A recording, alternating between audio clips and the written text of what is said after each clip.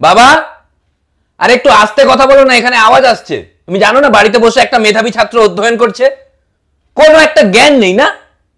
1 ঘন্টা ধরে পড়ছি, আমি এখানে পড়তে বসেছি। আর মা তুমি একটু আস্তে, রান্নার আওয়াজগুলো একটু আস্তে, নিজেদের মধ্যে আস্তে কথা বলো, এখানে সাউন্ড আসছে।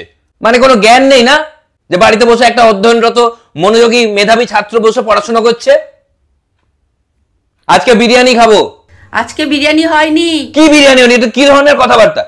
মানে একটা স্টুডেন্ট যে নিজেকে পড়াশোনার মধ্যে ডুবিয়ে রাখে, তার কি কোনো শখ আহ্লাদ বলে কিছু নেই? এই করে করে মেধাগুলো নষ্ট হয়ে যাচ্ছে। মেধাবী ছাত্র হারাবে একটা দেশ, তোমাদের কি হবে? বাবা, হ্যাঁ বল। 90% মার্কস পেলে একটা মোবাইল কিনে দেবে বলেছিলে না? তুই আগে পেয়ে দেখা। অর্ডার করে দাও। 90% মার্কস পাওয়া শুধু সময়ের অপেক্ষা। এই বাবু, স্নান করে নে, খাওয়া দাওয়া করতে হবে। তোমাদের সেই এখনো সাধারণ মানুষের মতো কথাবার্তা। স্নান করে নে, খাওয়া দাওয়া, সাধারণ মানুষরা এগুলো করে। মানে বুঝতে পারছো না আমি ফিজিক্স পড়ছি? আমি এখন সায়েন্টিস্ট, যে কোনো মুহূর্তে আবিষ্কার করে দিতে পারি।